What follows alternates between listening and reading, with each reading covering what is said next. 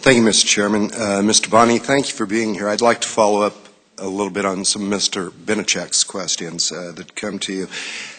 You referenced Don Parrish, who I assume is in the office, in the building here today. Has it been your experience that the ag community is coming in and saying, regulate us more? Of course not. Of course not. So when we're talking about actually hearing, this is a classic example of the cart before the horse. Putting out an interpretive rule to begin with, and then we're going to gather comment afterward. Explain to me, help me understand the sense of that. So I think, as I said before, we've heard through the last several years a lot of comments of concerns of the Clean Water Act itself, the need for additional exemptions.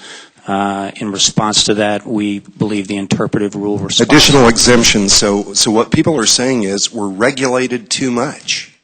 Well, is that what you're hearing? We are hearing a lot of concerns about the Clean Water Act from agriculture producers, absolutely. And our response to that was to put together with EPA and the Corps an interpretive rule that we think will provide some options there for increased exemptions. And can you understand how disconcerting this has to be to our farm and ranch community and other segments of our economy when we're saying, hey, that's probably a better question for the EPA or for the Corps? Well, when it comes to the proposed rule itself, I don't want to speak on behalf of the Corps or of the EPA. Provide some insight there, but I think my job today is to talk to you about the interpretive rule and how it can address some of the concerns of agriculture. But when that's put together collectively, effectively what we're doing and what we're seeing is not creating certainty, but more confusion, more frustration. Effectively coming out of the federal government that says, hey, we're here to help, and and the shiver runs up the spine of every independent producer that's out there.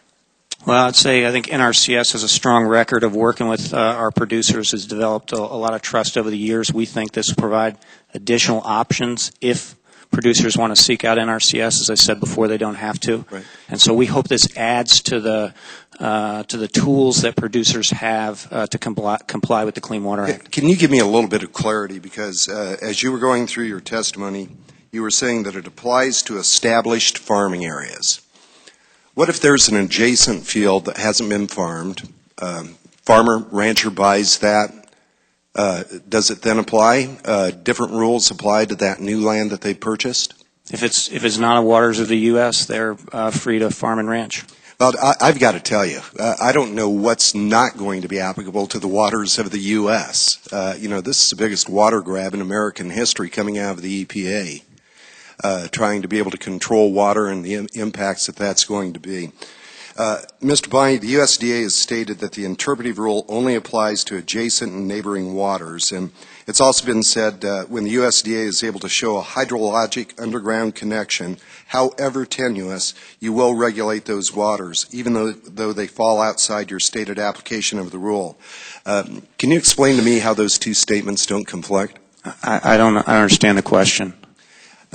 When you're saying you aren't going to regulate it, there are going to be applicable rules. We just had a directive coming out of the Forest Service. It's certainly going to be applicable to the farm and ranch community in terms of underground water, but you aren't going to be regulating it. How is this not a conflict? So groundwater in the proposed Clean Water Act rule is not regulated. I think it's an exemption that's fairly clear. You need to get a hold of the Forest Service. They're just putting out a directive. Forest Service has put out a directive that will clarify and provide some consistency across the way we address groundwater as part of resource management plans, projects, and other things. And the purpose of that directive is to provide greater consistency across the Forest Service. It doesn't provide any new authorities to regulate groundwater, purely, I think, about consistency.